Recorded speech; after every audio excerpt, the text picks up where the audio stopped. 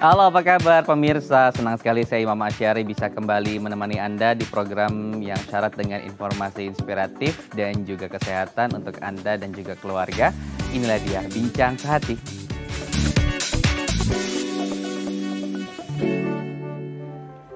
Ya pemirsa, Bincang Sehati biasanya ketika kita sudah memasuki usia senior ataupun lansia begitu di atas 60 tahun, kita sudah mulai banyak mengurangi aktivitas kita. Entah misalnya kondisi kesehatan kita yang sudah menurun ataupun tidak banyak nih kegiatan yang kemudian kita bisa ikuti di lingkungan kita. Nah, padahal lansia ini kemudian harus lebih aktif loh ketika mereka sudah memasuki usia tersebut. Karena dengan kita banyak bergerak dan kita aktif kemudian bisa menyebabkan tubuh kita sehat. Selain kemudian secara fisik kita sehat, secara mental dan juga pikiran kita bisa terus bekerja begitu ya. Karena ketika otak kita terus dipakai juga akan positif untuk kesehatan mental dan kesehatan tubuh kita. Inilah kemudian yang akan menjadi pembahasan kita di Bincang Sehati kali ini dengan tema peran lansia terhadap lingkungan. Pas sekali kebetulan hari ini tanggal 22 April kita merayakan Hari Bumi, di mana temanya adalah tentang pulihkan bumi kita. Lansia juga bisa punya peran loh terhadap lingkungan sekitarnya, termasuk misalnya dengan kegiatan bercocok tanam,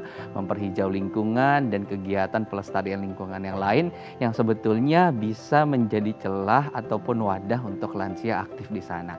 Tapi sebelum saya membahas tema tersebut, saya akan berbagi seputar mitos dan fakta tentang lansia. Kita mulai ya dari yang pertama, kurang produktif. Nah, banyak kemudian statement dan juga stempel begitu ya kepada lansia yang menganggap bahwa lansia ini kurang produktif begitu. Katakan misalnya secara fisik tidak lagi kuat untuk diberikan kesempatan bekerja hal-hal yang berat. Tapi ada beberapa solusi begitu yang kemudian bisa menjadi alternatif untuk lansia agar tetap produktif gitu. Salah satunya tadi pekerjaan-pekerjaan yang tidak terlalu berat, lebih ringan, dan juga pekerjaan-pekerjaan yang tidak dilakukan sepanjang hari begitu. Bisa dilakukan misalnya pagi hari atau hanya di sore hari aja gitu. Nah, nanti kita akan bahas benar nggak sih kemudian lansia ini benar-benar kurang produktif atau justru kita lingkungan sosialnya tidak memberikan ruang yang banyak untuk mereka beraktivitas. Kita masuk ke mitos fakta berikutnya, sering lupa. Nah, ini kebanyakan lansia juga mengalami hal tersebut gitu ya. Sering lupa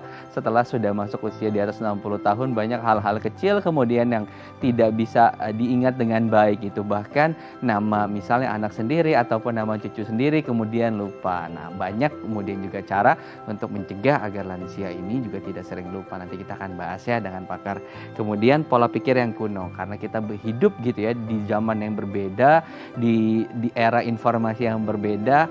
Lingkungan sosial sekitar lansia ini sering kemudian memberikan judgement gitu ya kepada mereka bahwa mereka ini memiliki pikiran yang kuno, padahal kemudian hanya berbeda informasi saja dan juga berbeda pengalaman, bukan berarti kemudian mereka kuno begitu ya. Kita bisa kemudian memberikan masukan ataupun informasi terbaru ataupun penelitian terbaru kepada para lansia ini agar kemudian mereka tidak memiliki pola pikir yang kuno. Nanti kita juga akan membahas lebih lanjut ya dengan pakarnya.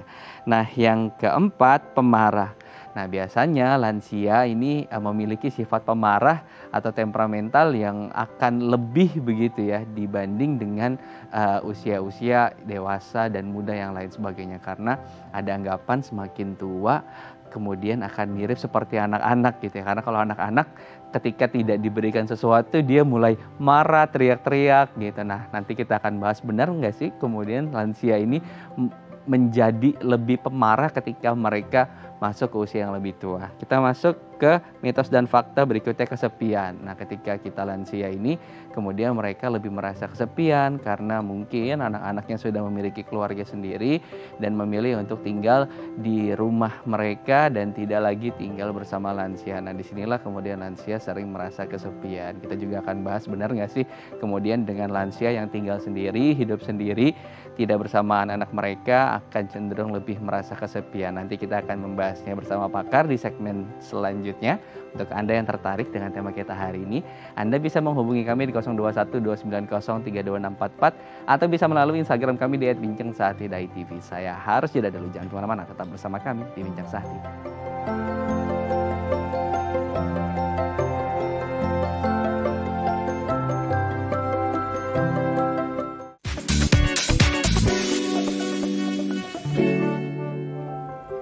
Terima kasih Anda masih bersama kami di Bincang Sehati. Di segmen sebelumnya saya sudah membacakan beberapa mitos fakta seputar lansia. Nah, di segmen kali ini kita akan membahasnya bersama narasumber. Sudah bersama saya Mbak Karunia Putri, MPSI selaku psikolog. Selamat pagi Mbak Karunia, apa kabar? Selamat pagi, baik. Baik, Mbak Karunia, kita akan bahas satu persatu seputar mitos fakta nih tentang lansia. Yang pertama, saya akan bacakan ya, kurang produktif. Benar nggak sih kemudian lansia kita ini kurang produktif, Mbak? Atau justru ternyata masyarakat kita nih yang kurang memberikan ruang untuk mereka memiliki aktivitas setiap hari begitu setelah memasuki usia lansia? Oke, sebelum kita bahas mengenai produktivitas pada lansia, mungkin ada baiknya kita bahas dulu mengenai usia atau kategori berapa sih usia lansia ini. Yang bisa dikategorikan lansia menurut WHO sendiri yaitu usia 60 tahun ya. Dari 60 tahun ke atas itu sudah dikategorikan sebagai lansia. Sedangkan menurut Kementerian Kesehatan Republik Indonesia yang dikategorikan sebagai lansia itu juga 60 tahun ke atas. Nah, di masa-masa lansia ini seperti yang tadi Mas Imam juga sebutkan ya, masa lansia ini mengalami masa penurunan. Selain penurunan, itu juga penurunan fisik dan juga kognitif dan psikologis yang mungkin itu mempengaruhi produktivitasnya. Tetapi apakah sudah dapat dipastikan dengan penurunan-penurunan tersebut lansia tidak dapat produktif? Jawabannya enggak selalu seperti itu. Bahkan berdasarkan pengalaman saya bekerja di praktik psikolog di Panti Werda Cengkareng, justru lansia ini cenderung bahkan lebih produktif gitu daripada yang muda-muda gitu. Banyak kegiatan-kegiatan yang bisa mereka lakukan di panti. Kemudian yang perlu menjadi perhatian juga adalah walaupun aktif, tetapi harus disesuaikan dengan kemampuan fisik. Kemampuan fisik, kemampuan kognitif yang mungkin tadi sudah menurun, itu perlu disesuaikan. Nah, kira-kira alternatif yang seperti apa sih kegiatan yang cocok untuk bisa dilakukan lansia walaupun mungkin di rumah? Kita bahas sekalian ya. Alternatif kegiatan yang bisa dilakukan oleh lansia meskipun di rumah itu bisa dilakukan yaitu tadi seperti bercocok tanam, tapi tidak perlu yang berat-berat sampai mengangkat tanah ya. Cocok tanam, kemudian kegiatan seni bisa meronce, kemudian menganyam, membuat kain pel, itu bisa dilakukan oleh lansia, juga menambah kefokusan biar lansia juga bisa fokus. Kemudian juga bisa merajut, membuat shawl atau membuat kardigan. Kemudian yang menjahit itu membuat hiasan dari jahitan atau mereka membuat gelang. Jadi banyak kemudian ya aktivitasnya banyak kegiatannya, benar. Jadi banyak kegiatan usia lansia sekalipun gitu ya tidak kemudian serta-merta mereka tidak produktif, bahkan bisa jadi kemudian mereka lebih produktif ya Mbak ya daripada kita yang muda-muda gitu, tapi harus disesuaikan tadi dengan kegiatan-kegiatan yang memang sesuai dengan fisik mereka gitu. Oke, kita masuk ke mitos fakta berikutnya, sering lupa. Nah kalau ini saya akan tanyakan langsung, benar nggak sih kalau lansia itu semua lansia begitu ya akan kemudian sering lupa atau kita kenal di Indonesia itu dengan sebutan pikun? Pikun, oke betul. Sebenarnya pada dasarnya kemampuan mengingat dan memproses informasi sendiri di individu itu memang seiring berjalannya waktu akan menurun bertahap ya dari waktu ke waktu. Kemudian namun bukan berarti ketika memasuki usia tua seseorang pasti akan mengalami pikun atau sering lupa itu tadi. Dan based on experience saya di panti justru malah berkebalikan, lebih sedikit yang pikun, lebih banyak yang tidak pikun gitu. Nah, biasanya gimana sih caranya kita melatih lansia-lansia yang mungkin beberapa ini pikun atau sering lupa? Sederhana, biasanya ngisi TTS atau main catur, itu biasanya membantu lansia untuk fokus dan mudah mengingat keseharian. Biasanya tuh lansia cenderung lebih suka lupa terhadap kesehariannya, bukan di masa lalunya tetapi bisa kehidupan distimulus ya. Dan itu sesuatu yang bisa distimulus ya Mbak Karunia ya. Dan juga kemudian gaya hidup kita nih dari pralansia misalnya usia 45 ke atas, 50 ke atas itu kan sudah pralansia bisa mulai tuh melakukan hal-hal tersebut atau kegiatan lain yang kemudian bisa mendorong supaya kita nanti tidak pikun. Jadi kalau ngelihat orang tua kita lagi main catur atau ngisi TTS jangan dimarahin ya. Iya, Justru itu adalah salah membantu satu bagian dari mengasah. stimulus untuk melatih dan juga tidak terkena begitu pikun yang selama ini sering dikhawatirkan oleh para lansia. Kita masuk ke mitos fakta berikutnya nih Mbak Karunia.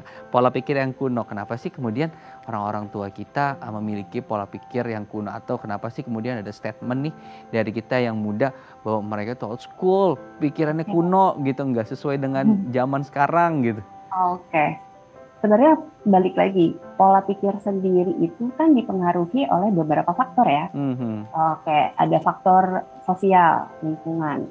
Ada lingkungan keluarga, lingkungan tetangga, mungkin teman, itu mempengaruhi pola pikir seseorang. Kemudian pendidikan dan juga ekonomi. Hal-hal ini yang berpengaruh terhadap pola pikir itu sendiri. Nah, tidak selamanya lansia itu sudah dapat dipastikan akan kuno pikirannya. Namun mungkin karena secara umum masyarakat umum kita udah memiliki stereotip atau udah punya pikiran bahwa lansia itu sudah pasti kuno karena sudah lebih tua, karena akan jadi lebih kuno, padahal tidak selalu seperti itu.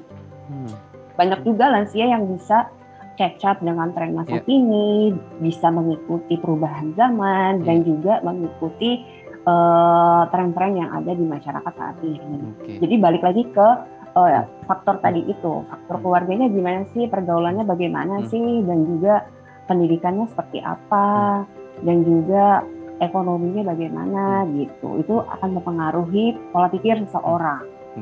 Jadi ada faktor-faktor tadi yang bisa jadi indikator ya untuk kita tahu latar belakangnya tadi kenapa kemudian cara berpikirnya berbeda begitu ya. Baik.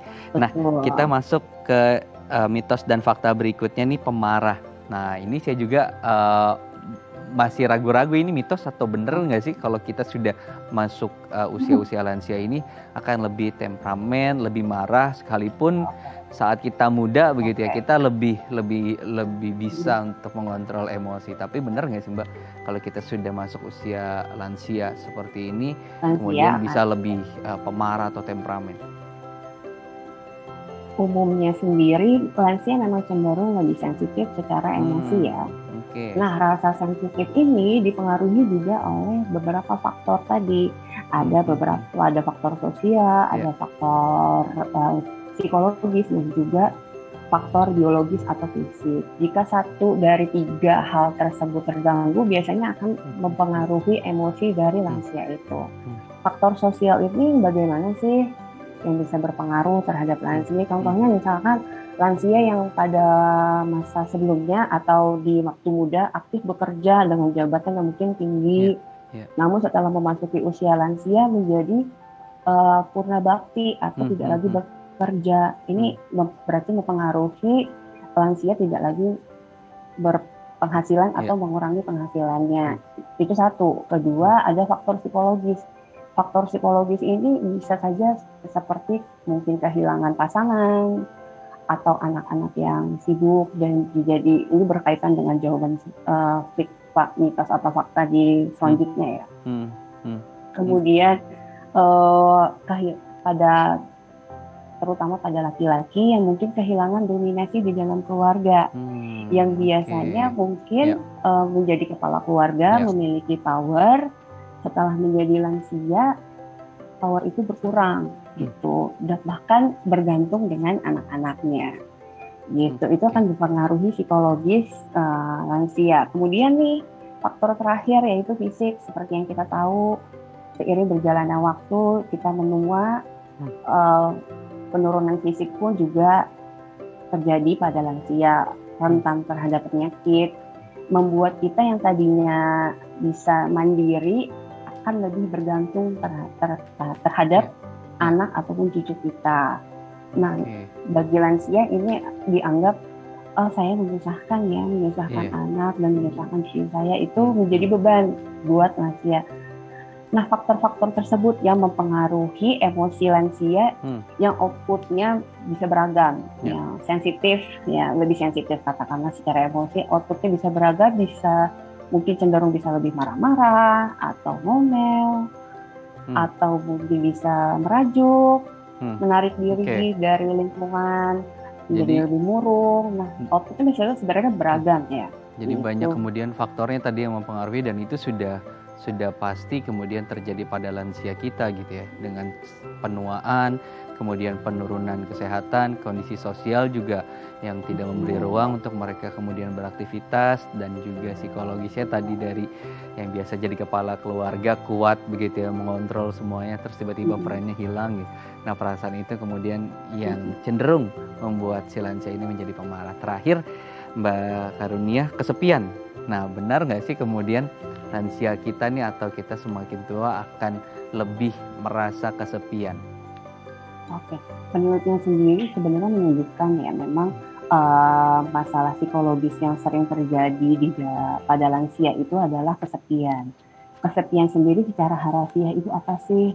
Kesepian itu adalah perasaan merasa sendiri, perasaan terasingkan atau tersisihkan dari lingkungan, perasaan kurang bisa dipahami oleh orang lain, kurang bisa mencurahkan perasaannya. Itulah mengapa lansia kesepian. Nah, banyak hal kasus terjadi kenapa bisa kesepian lansia ini, karena seperti yang tadi Mas juga sebutkan, pasangan yang mungkin sudah meninggal duluan atau berpulang duluan, atau mungkin tidak menikah, kemudian ataupun jika menikah, anak pasangan sudah tidak ada, anak-anak sudah sibuk dengan keluarganya masing-masing.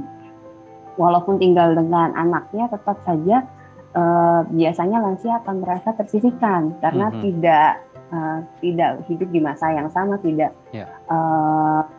memiliki pengalaman-pengalaman yang sama walaupun satu keluarga gitu, karena tidak berada di rentang usia yang mungkin sama gitu. Jadi itu yang membuat lansia cenderung lebih mudah mengalami kesepian. Gitu.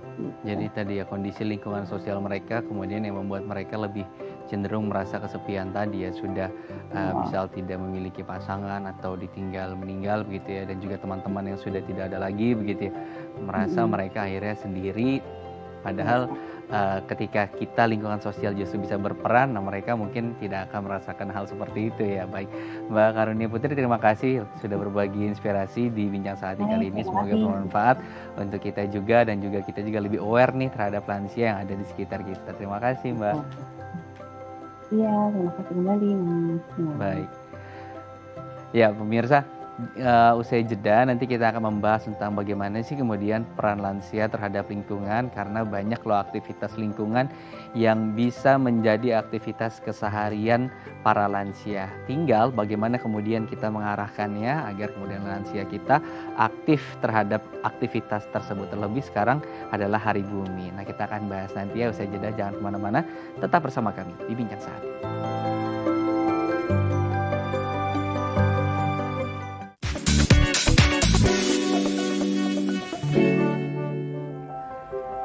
Ya, terima kasih Anda masih bersama kami di Bincang Sehati. Di segmen kali ini kita akan banyak membahas nih bagaimana kemudian peran lansia untuk lingkungan. Kita tahu setiap tanggal 22 April kita merayakan yang namanya Hari Bumi, di mana itu sudah terjadi sejak tahun 1970 dan ini menjadi tahun kesekian untuk kita merayakannya. Apakah kemudian kita sudah sadar nih terhadap bumi kita, rumah kita satu-satunya, planet kita satu-satunya, dan tema kali ini di Hari Bumi adalah tentang kita memulihkan bumi kita. Nah, kita akan membahasnya ini bersama narasumber.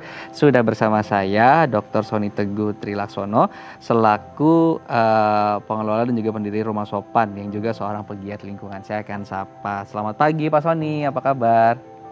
Selamat pagi, salam lingkungan. Salam lingkungan Pak Sony. Pas banget nih kita di tanggal 22 merayakan Hari Lingkungan, dan juga kita akan banyak membahas soal benar nggak sih kemudian lansia nih punya peran, banyak peran yang bisa dilakukan mereka khususnya untuk tema-tema lingkungan. Nah, sebelum saya masuk ke sana, kemudian saya mau Pak Sony sedikit cerita dong kenapa kemudian tertarik dengan kegiatan aktivitas pelestarian lingkungan ini. Apa kemudian yang melatar belakangi Pak Sony untuk terjun nih ke bidang aktivitas lingkungan seperti ini, Pak?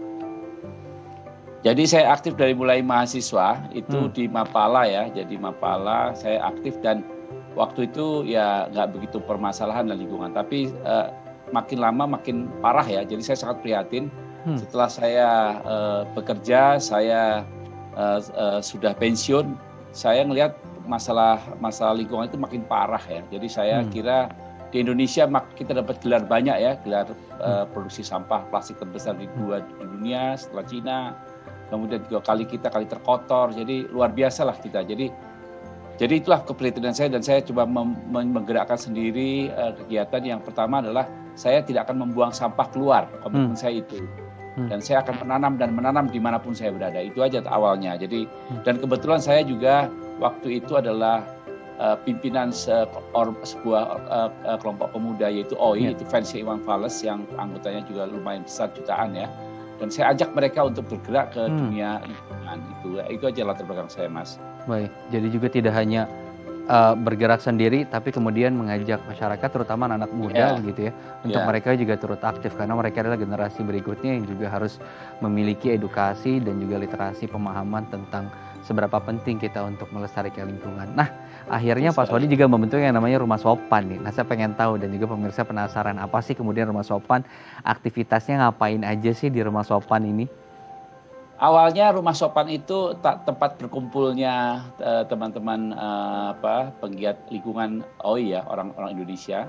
Tapi lama-lama pemerintah Kota Bekasi waktu itu Jawa Barat melihat ada kegiatan saya yang selalu independen ya. Kita mengumpulkan sampah, kemudian kita mengelola dan akhirnya pemerintah kota mengatakan, udah rumah kami sebagai percontohan ya di Jawa Barat untuk sebuah rumah yang tidak membuang sampah, mengelola lingkungannya sendiri. Dan disitulah kami mencoba menggerakkan Rumah Sopan ini. Dan Sopan itu singkatan sebetulnya, Rumah Pembinaan Masyarakat dan Pemuda melalui kegiatan seni, S-nya O, olahraga, pendidikan, dan akhlak dan niaga. Jadi kita mengajarkan masyarakat untuk cinta seni, olahraga, pendidikan, akhlak dan lingkungan. Akhlak dan niaga itu berkaitan dengan lingkungan. Jadi ada beberapa sektor begitu ya, olahraga, niaga juga bahkan ya, mereka belajar berwirausaha juga dilakukan di Rumah Sopan, menjadi wadah mereka lah untuk kemudian belajar hal tersebut. Nah, Pak Sony sendiri kan sekarang sudah tidak lagi muda begitu ya, sudah lansia. Manula. Tapi masih gagah dan masih aktif Pak di lingkungan gitu. Nah, ini kemudian kita pengen nih lansia kita juga kemudian memiliki peran yang aktif dan juga baik di lingkungan. Nah, bagaimana sih kemudian memulai hal itu Pak? Apakah memang harus seperti Pak Sony yang dari muda sudah memiliki tekad yang bagus begitu terhadap lingkungan atau perhatian yang bagus terhadap lingkungan, atau justru mereka yang memang baru memulai pun bisa melakukan apa yang saat ini sudah dilakukan oleh Pak Sony? Jadi begini, lansia itu kan usianya ya Mas ya, tapi pengalamannya luar biasa. Kita punya pengalaman, kita punya kemampuan ya, dan itu kita harus share kepada generasi muda. Jadi lansia itu jangan merasa dirinya tua ya. Lansia itu kan hanya karena usia. Pengabdian kita bisa bergeser ke pengabdian yang lain. Jadi kita harus memulai. Jadi banyak orang lansia itu mengatakan bahwa saya sudah pensiun, saya sudah tua, di rumah aja lah. Saya nggak apa-apain. Itu menurut saya salah justru. Justru otak kita harus diputar terus agar kita tetap merasa badan kita tetap sehat ya. Dan kembali lagi, lansia itu hanya usia loh ya, tapi karya kita tidak bisa boleh berhenti. Jadi sebagai sebaya dengan saya kira kita harus memulai dengan sesuatu hal yang positif sesuai dengan kemampuan kita. Berikan pengalaman kita kepada masyarakat. Itu aja. Jadi kita untuk mencari, kalau saya pribadi adalah saya mencari bagaimana manfaat saya kepada masyarakat, dan tentunya kita untuk bekal akhirat lah ya, bekal surga. Kalau masuk surga. Jadi usia boleh lansia gitu ya, jiwa tetap ya harus muda dan semangat begitu ya, sesuai dengan concernnya masing-masing gitu, termasuk misalnya di lingkungan. Nah, kita harus aktif juga di sana. Nah, cara memulainya gimana sih Pak untuk mereka yang saat ini mungkin baru mulai tergerak nih Pak Sony untuk bisa aktif dan juga bergerak untuk lingkungan mereka gitu. Di mana mereka bisa mulai dan cara sederhana seperti apa gitu ya terkait dengan pelestarian lingkungan yang kemudian bisa mereka mulai tepat di Hari Bumi saat ini? Ya, awalnya gini, kemauan aja lah ya, kemauan. Dan saya kasih tahu bahwa Indonesia saat ini permasalahan besar di lingkungan. Sedangkan kita yang peduli lingkungan itu nggak lebih dari 10%. Nah, kita generasi muda saya sarankan untuk perempuan pemula lah ya, sebetulnya lebih care aja. Kita paling tidak minimal adalah menjaga lingkungan di rumah kita.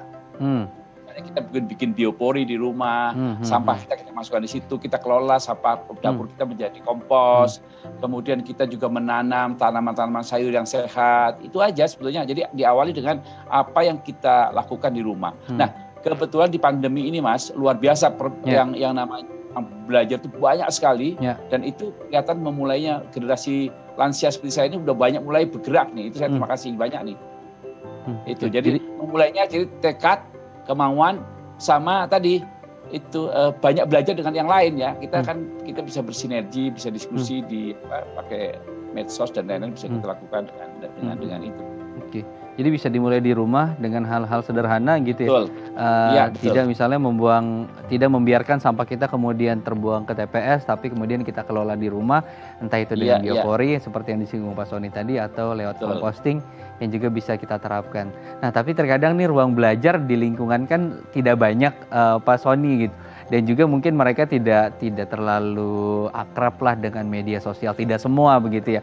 Nah, mensiasati ini gimana sih cara mereka mendapatkan ilmu-ilmu tentang composting, pelestarian lingkungan gitu?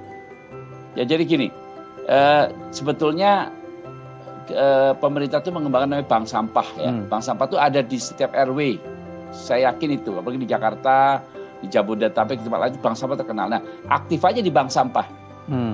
Nanti dapat panduan. Nah, kalau tidak bingung juga, kita bisa, Rumah Sopan bisa membantu ya, memberikan konsultasi. Datanglah ke tempat kami, kita bisa diskusi bersama-sama barang 10 orang untuk kita memulainya. Tapi jelas bahwa informasi tentang berbagai kegiatan aktivitas lingkungan itu banyak sekali.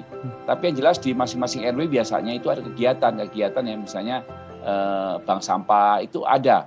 Dan itu program nasional kok. Jadi sudah ada di RW masing-masing. Oke, baik. Nah, jadi ada wadah, kemudian di setiap wilayah tuh ada bank sampah, atau misalnya di wilayah RW masing-masing gitu ada lembaga-lembaga atau balai-balai lingkungan bisa ikut di sana dan aktif di sana. PKK tuh bisa. Kita bikin bareng-bareng, bikin PKK, kita yuk bikin bank sampah kita bikinkan. Jadi artinya dimanapun kita berkumpul bisa bikin bank sampah sebetulnya. Bank sampah itu sederhana kan. Kita gabung dulu ya. Silanya masuk dulu ke sana, terus aktif dulu di sana, nanti dengan sendirinya kemudian ilmu dari mana aja bisa dapat gitu ya, karena ada pelatihan-pelatihan juga yang dilaksanakan oleh teman-teman dari balai-balai tersebut. Baik, kita harus jeda dulu nih Pak Sony, nanti di segmen berikutnya juga kita akan lanjutkan perbincangan bagaimana lansia kita bisa berperan lebih besar lagi untuk lingkungan. Jangan kemana-mana pemirsa, tetap bersama kami di Bincang Sehati.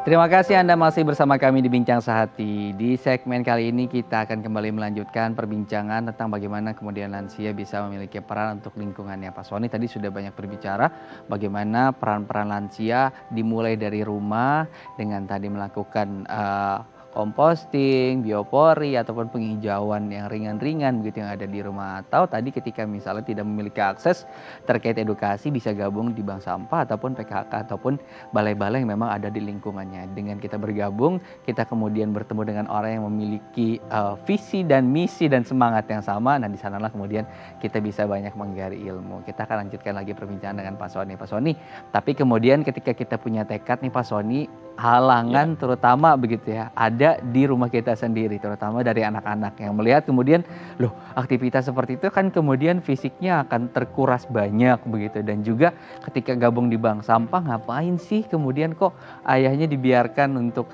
tadi memilah sampah ataupun tadi menyusun kardus-kardus. Nah, bagaimana cara kita kemudian menghilangkan stigma seperti itu Pak Sony? Jadi gini, kita untuk lingkungan ini kita tertinggal ya. Jadi generasi muda kita tuh yang peduli terhadap lingkungan tuh sangat sedikit sekali. Dan orang tuanya menganggap itu suatu beban. Salah sebetulnya. Jadi kalau di luar itu justru anak-anak kecil dari mulai kecil balita itu diajak ke menangani lingkungan di rumahnya masing-masing. Dan itu bukan berat, itu memang kewajiban kita sebagai makhluk sosial, makhluk ekologi yang ada dalam lingkungan. Jadi sekarang ini memang ngajak anak muda untuk bergiat di bidang bank sampah, kemudian itu susah ya, karena memang itu dianggap sebuah kegiatan yang katanya jorok, kemudian juga, tapi itu harusnya. Jadi kalau kita sekarang ini ada usia 17 tahun, anak-anak kita nggak tahu ngerti buang sampah di mana, dia nggak ngerti, kan prihatin. Jadi sekarang ini saran saya memang waktunya kita mengubah. Indonesia sudah terlalu berat tentang sampahnya, tentang lingkungannya. Ini kesempatan kita menggerakkan anak-anak kita yang di rumah kita, cucu kita, untuk kita ajak bersama-sama. Kalau saya di rumah, saya mengajak cucu saya untuk menanam, untuk sampah, untuk ini loh caranya buang sampah begini loh, nak ini gini. Dan mereka mengerti. Dan begitu mengerti dia nggak mengatakan itu jorok, tapi justru ini sebuah ini pengetahuan yang dia ngomong kemana-mana ke teman-temannya. Jadi saya kira kita juga harus sadar bahwa ya katakanlah dosa-dosa kita yang buang sampah sembarang generasi saya itulah yang harus ditebus dengan cara mendidik anak-anak kita, cucu-cucu kita. Kalau enggak kita akan kembali terus mengalami masalah-masalah besar dan akhirnya kita akan tertimbun dengan masalah-masalah lingkungan yang kita hadapi nanti. Indonesia jangan lupa loh, Indonesia itu pada di daerah bermasalah lingkungan. Terutama tadi ya sampah juga ya. Sampah besar, betul.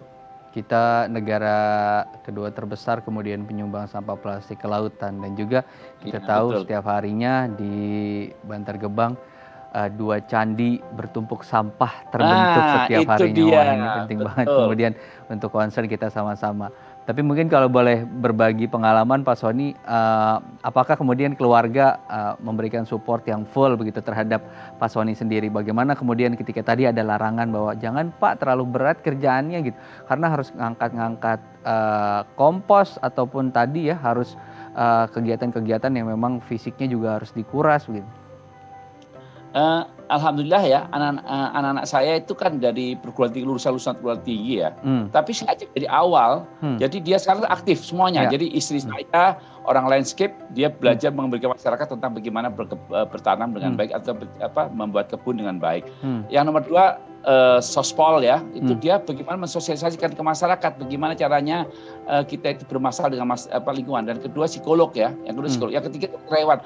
Itu semua saya terlibatkan di dalam kegiatan lingkungan dan mereka mendukung. Bahkan kita membuat namanya web medsos. Tujuannya apa? Sebetulnya itu tugasnya pemerintah untuk memberikan ini cara-caranya gimana. Tapi nggak ada ya, saya terpaksa buat. Jadi kita buat medsos rumah sopan itu tujuannya baik di IG karena mengajak milenial, untuk memahami, karena mereka taunya kan milenial itu medsos. Jadi saya kembangkan sampai itu supaya mereka bisa belajar dengan mudah. Alhamdulillah ini sudah mulai banyak yang peduli ya, yang mereka belajar, dan itulah keterlibatan peran anak-anak saya, keluarga saya mendukung kegiatan kita.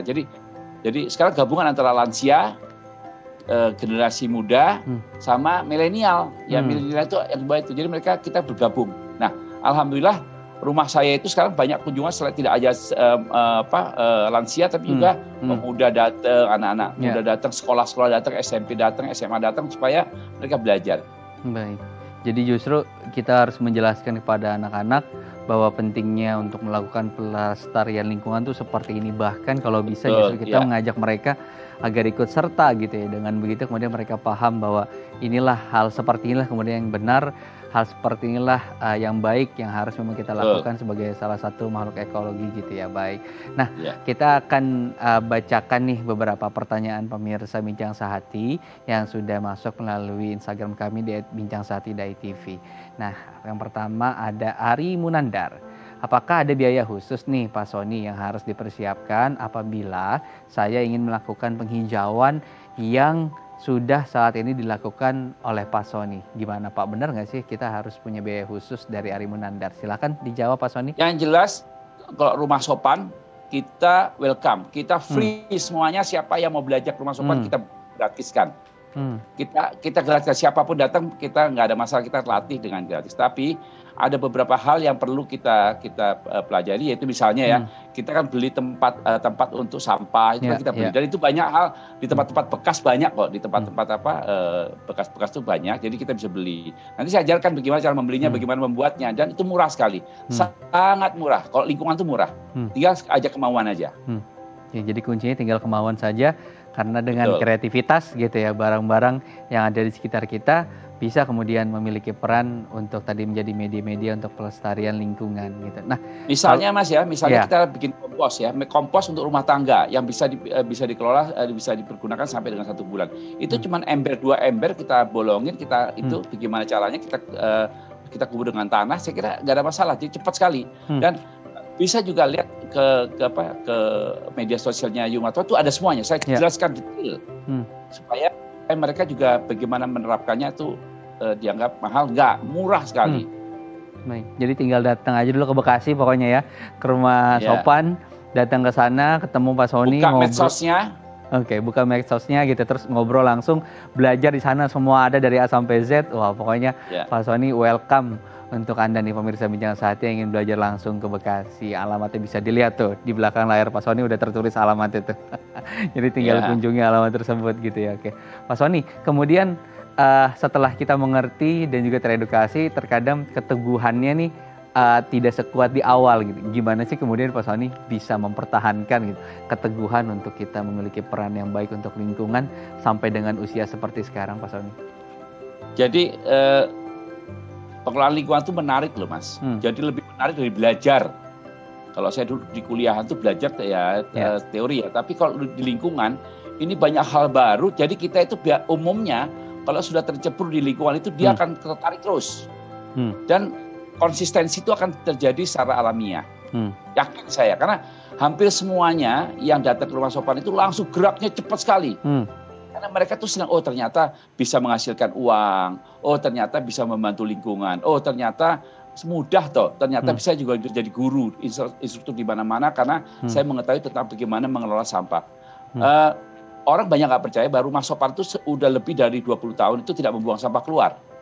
Hebat. Tapi begitu dia lihat ke rumah, loh iya ya ternyata bisa. Jadi biopori fungsinya untuk mendam sampah, ya kita bikin sumur resapan, kita bikin pengelolaan sampah terpadu untuk kompos kita, dan itu kita tanam gunanya untuk kita menanam tujuan untuk membutuhkan kompos. Jadi konsistensi itu akan muncul setelah kita belajar tentang lingkungan. Jadi ayo jangan khawatir, kita masuk ke lingkungan, belajar bersama, percaya deh semangat kita akan tinggi dan kita akan nambah energi. Jadi bukan lansia tapi lanjut usia dengan semangat muda. Mantap, oke. Nah, saya mau juga Pak Sony mungkin bercerita apa manfaat-manfaat yang saat ini, baik misalnya dari segi emosional ataupun kesehatan begitu ya, yang dirasakan lebih baik nih dari sebelumnya, atau misal kalau dibandingkan dengan lansia seusia Pak Sony gitu, yang lainnya yang mungkin tidak terlalu aktif, mungkin lebih bugar dan lain sebagainya. Manfaat-manfaat tersebut Pak Sony mungkin bisa di-share kepada pemirsa Bincang Sehati. Ya, pertama teman-teman sekalian yang terutama yang lansia, jangan lupa loh, kita itu butuh oksigen segar. Orang seusia kita itu pernapasannya juga sulit. Dengan kita menanam dimanapun, nggak perlu halaman besar, kita di tembok digantung, kita bisa mendapatkan oksigen yang segar. Itu pertama kesehatan, ya.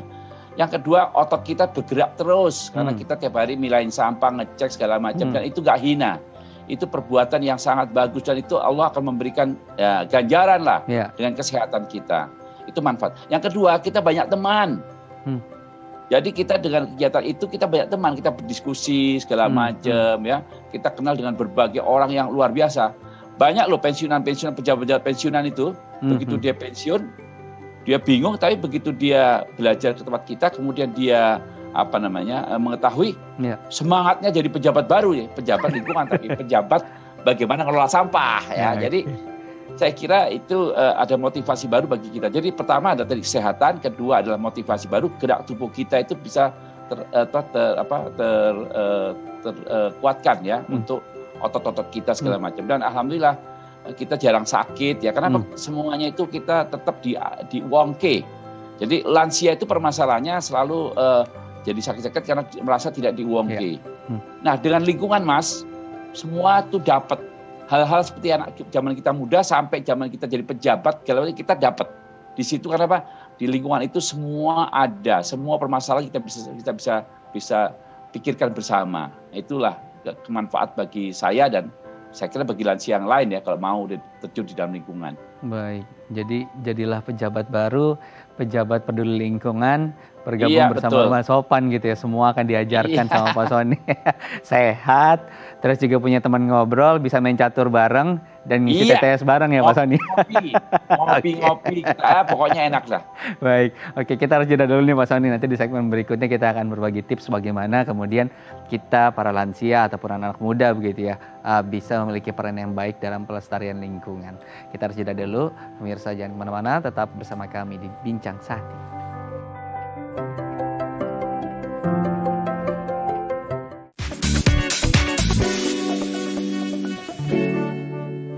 Anda masih bersama kami di Bincang Sehati. Di segmen terakhir kita akan berbagi tips bagaimana cara-cara untuk kita memiliki peran di lingkungan, terutama pelestarian lingkungan, baik untuk Anda yang lansia ataupun yang masih muda. Bahkan lebih baik sedini mungkin untuk kita justru menerapkan hal-hal tersebut. Saya akan mulai ya. Yang pertama Pak Sony adalah daur ulang. Bagaimana kemudian cara daur ulang yang baik dan seberapa penting nih daur ulang kita lakukan di rumah kita, Pak? Satu, sampah dapur bisa menjadi kompos, itu daur ulang. Kedua, sampah-sampah plastik kita bisa bikin eco-brick. Jadi eco-brick itu plastik yang di botol kita bisa gunakan untuk tempat duduk dan lain-lain. Yang ketiga, barang-barang bekas seperti kayu-kayu bekas kita bikin bisa aksesoris rumah. Jadi kalau dilihat di rumah saya itu banyak aksesoris bekas karena kita pakai barang-barang material kayu bekas, kemudian juga seng bekas yang lain-lain kita bisa pakai. Jadi itu. Dan ulangnya banyak hal yang kita bisa lakukan. Baik. Kemudian yang kedua, pembuatan pupuk kompos. Nah, bagaimana kemudian pembuatan pupuk kompos yang baik, komposisinya seperti apa, dan kemudian apa manfaatnya ketika kita memiliki aktivitas seperti ini, dan juga apa manfaatnya untuk lingkungan kita dengan adanya composting ini, Pak? Composting kenapa diperlukan? Karena 78% sampah kita dari sampah dapur. Nah, sampah dapur itu bagaimana memusnahkannya, bukan musnahkan, bagaimana yaitu kita bikin kompos, dan kompos itulah jadi tempat media tanam atau media tanam bagi tanaman. Nah, artinya apa? Begitu kita membuat kompos harus nanam. Nah, jadi tidak bisa kita bikin kompos saja. Untuk apa? Untuk nanam. Jadi komposnya itu nanti dibuat tanaman. Anda tahu bahwa kompos yang banyak 1 kilo paling banter itu jadi berapa gram cuman. Jadi menyusut banyak. Nah, tanaman membutuhkan kompos. Kompos dari sampah dapur itu, sayur dapur itu sangat banyak nutrisinya. Unsur haranya banyak. Jadi kompos yang efektif adalah kita cacah dengan halus. Sederhana saja, tutup tanah, selesai. Jadi kalau kita punya tanah, komposnya semua sampah itu cacah, dimasukkan ke ember, ditutup. Sudah. Itu akan jadi kompos. Selama 2-3 minggu akan jadi kompos yang kita pergunakan. Baik, jadi tadi ya, secara otomatis jadi satu kesatuan ketika kita kompos, kemudian kita juga harus nanam, gitu ya, karena tadi medianya sudah tersedia, begitu ya. Baik. Yang berikutnya yang ketiga, buang sampah pada tempatnya. Nah, seberapa penting? Apakah kemudian ini masih relevan buang sampah pada tempatnya, atau justru sekarang harusnya kita sudah buang sampah terpilah, gitu? Iya, betul. Pada tempatnya itu pada tempat yang terpilah, Mas. Jadi kita harus siapkan, harus berani menyiapkan 3 jenis, yaitu adalah organik, anorganik yang bermanfaat, dan satu B3. Dan organik inilah kita jadikan kompos, sedangkan anorganik kita jadikan, kita kirim ke bank sampah untuk kita jadikan uang kembali. Kan di bank sampah itu semua dibeli itu ya, yang bangsanya plastik, kardus dibeli semuanya. Sedangkan residu seperti batu baterai baru kita diambil oleh petugas sampah untuk dibuang ke TPA. Jadi kita tuh hanya membuang di rumah itu nggak lebih dari 1%. Nah, artinya apa? Buang pada tempatnya itu maksudnya tempat yang sudah harus dipilah. Jadi pemilahan itu penting. Ya, saya kira itu. Baik, jadi tadi slogannya harus ditambah ya, buang sampah pada tempatnya yang terpilah gitu ya, bukan cuma buang sampah pada tempatnya tapi jadi satu. Percuma ya, malah nanti akan masuknya ke TPS gitu, dan di sana udah pasti tidak diolah gitu ya. Itu yang terjadi, Mas, itu yang terjadi sekarang ini. Dan kita sudah harus merubah gitu. Intinya slogannya kita harus ganti ya, sama-sama kita harus ganti slogannya, tambahin buang gitu ya. Buang sampah pada tempatnya yang terpilah. Yang keempat, Pak, nah gotong royong. Nah, seberapa penting guyup ini kemudian membantu dalam upaya pelestarian lingkungan? Karena kita tahu tidak bisa nih kita sendiri melakukan hal ini, karena harus juga secara masif orang-orang melakukan hal sama seperti yang kita lakukan. Ya, gotong royong itu tidak mungkin tidak kita lakukan karena masalah lingkungan itu masalah bersama. Jadi RT RW itu harus melakukan. Tapi kalau dengan lingkungan itu pasti terpadu, terencana lah gitu. buang sampah bagaimana caranya, bagaimana menanam bersama, bagaimana bikin kebun bersama, itu semuanya komunal. Nah, itulah kelebihannya, bahwa kalau lingkungan hidup itu pasti harus dilakukan bersama, tidak bisa sendiri. Even saya rumah sopan sendiri, tapi kita selalu dilakukan bersama-sama dengan masyarakat. Nah, itu yang kegotong royong itu jadi hal yang gotong royong sama lingkungan itu sudah kayak apa ya? Kayak ya perut kita sama nasi. Jadi kalau nggak bagus. Harus saling berkaitan gitu ya. Saling berkaitan. Nggak bisa jalan sendiri-sendiri gitu ya Pak ya. Ya, Oke, baik. betul. Kemudian yang terakhir adalah penghijauan nih. Seberapa penting sih aktivitas penghijauan di lingkungan untuk kemudian keasrian lingkungan dan juga kesehatan kita, Pak? Jadi gini, kehijauan itu selalu dikaitkan konotasikan dengan lahan ya. Lahan dan menanam. Menanam dengan lahan yang luas. Sebetulnya tidak. Ada rumah RSSSS bisa menanam di tembok, bisa menghijaukan di tembok. Jadi penghijauan itu sekaligus juga berkaitan dengan ketahanan pangan, penghijauan berkaitan dengan proklim ya, penjaga iklim bumi. Nah, cara nanamnya ya sederhana, bisa di pot, bisa digantung, bisa digenteng, bisa di dinding dan lain-lain. Itu semua sarananya sudah ada. Dan itu saya bilang tadi, yang namanya penghijauan itu harus dirubah. Jangan lagi penghijauan itu menanam di lahan terluas, tapi yang jelas penghijauan itu kaitannya dengan menanam dan kegiatan kita yang berkaitan dengan memproduksi oksigen. Bayangkan ya, kalau rumah kita itu sempit tapi oksigennya banyak, luar biasa. Jadi tolong masyarakat mulai dihapuskan bahwa nanam itu penghijauan itu harus di lahan yang luas, enggak. Karena kemudian di rumah pun bisa secara vertikal pun bisa, tekniknya sudah banyak ya Pak Sony. Baik. Ada, betul, ada. Terima kasih Pak Sony sudah berbagi inspirasi di Bincang Sehati kali ini. Semoga tips-tips tadi kemudian bisa diterapkan oleh para lansia kita di rumah agar mereka bisa lebih aktif di lingkungan. Terima kasih Pak Sony. Ya. Ya pemirsa, usai sudah perjumpaan kita di Bincang Sehati kali ini, saya Imam Asyari mewakili seluruh kerabat kerja yang bertugas, pamit undur diri. Kita berjumpa lagi di Bincang Sehati dengan tema yang berbeda. Sampai jumpa.